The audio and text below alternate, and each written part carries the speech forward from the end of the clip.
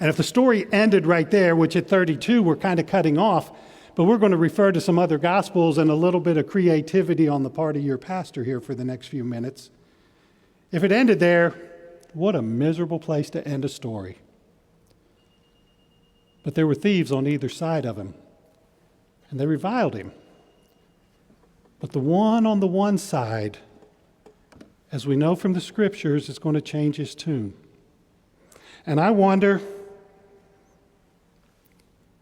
if it went something like this. Looking back on it all now, all I can say is where I am today is not where I was supposed to be. I still cannot fathom how I got here. Every event leading up to right now could never have prepared me for this moment. You see, being a father is hard. Trying to raise a son as a single dad in the midst of this occupation has challenged me more than I could ever imagine. There is no work, and yet my son needed food and clothing and a place to sleep. Now, as a young man, I never imagined myself that I would even have a son. The streets had been my home since my earliest days, and stealing was all I ever knew. I could rob anyone, Jew and Gentile alike, and could even take from Romans every now and then. Though you really had to be careful when stealing from the Romans, because if they caught you, it was death. Then I met Rachel, and so much seemed to change. She saw me as a man with a future. She loved me, even though I was a thief, and then she gave me a son. But in giving me my son, it cost her life. I did my best, but it never seemed like it was enough. And finally, when he was about 8 years old or so, I found some family who could take him in, a kinsman of Rachel, who was willing to take him and redeem him and take him on. And so I sent him away to live with family, and I returned to the streets, a thief, hiding in the shadows. After that day, I only saw my boy one more time. In fact, that day is burned in my mind. The teacher everyone had been talking about had come to town, and he was teaching by the sea out on a hillside, so I went out to listen to him. He was mesmerizing. He taught all day. He was talking to me. I was so in tune with what he was saying that I forgot I had not even brought myself anything to eat. It was just amazing. But then in the middle of the day, my stomach started to growl. And then so did a whole bunch of other stomachs around me. There must have been thousands of us there on that hillside. I began to think about where can I go? Where can I steal some lunch, bread, fish? I looked around this crowd. These people didn't have anything. I was going to have to go into town to steal. I stood up to go, but my eyes were drawn back to the teacher because there, standing right in front of him, was a little boy, 10 or 11 years old. And I recognized the boy.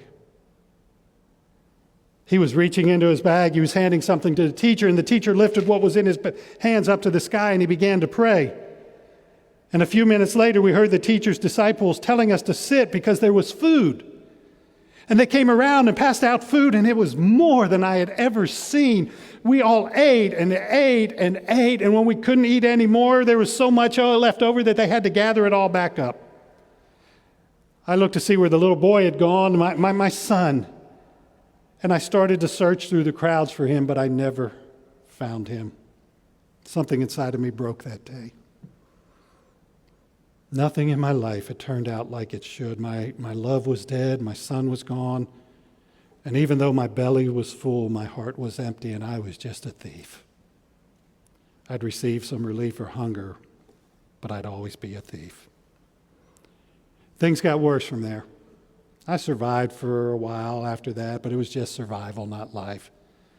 And finally, my luck ran out. A Roman soldier caught me in the act of stealing from a Roman citizen, and what happened after that, I won't even begin to describe to you. In the end, it was myself and 2 other men being led out to a hill.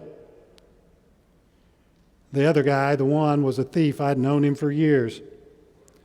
The other one I didn't recognize at first. He had been beaten so badly.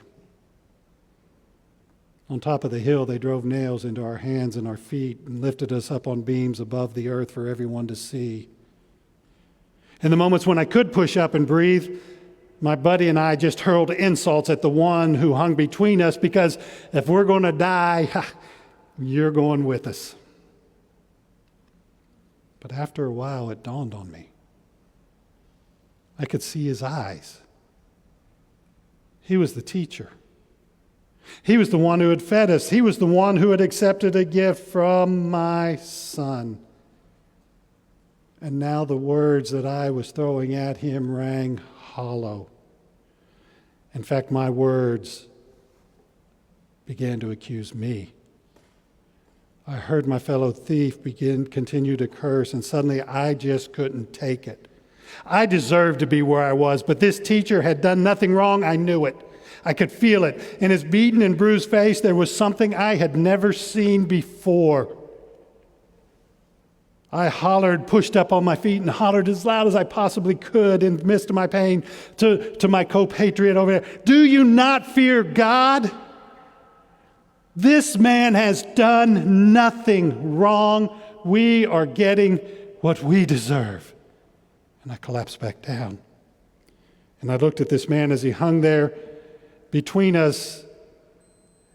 And he seemed to sense my eyes looking at him. And he turned and he looked at me. So I pushed up one more time. Please, please, I implored. Remember me when you come into your kingdom. He pushed up on the nails in his feet, drew a breath, and said, today, you will be with me in paradise. Looking back on all of it, all I can say is where I am today is not where I was supposed to be. I still cannot fathom how I got here. Every moment, every event leading to right now could never have prepared me for this moment, but I am so glad I was crucified with him.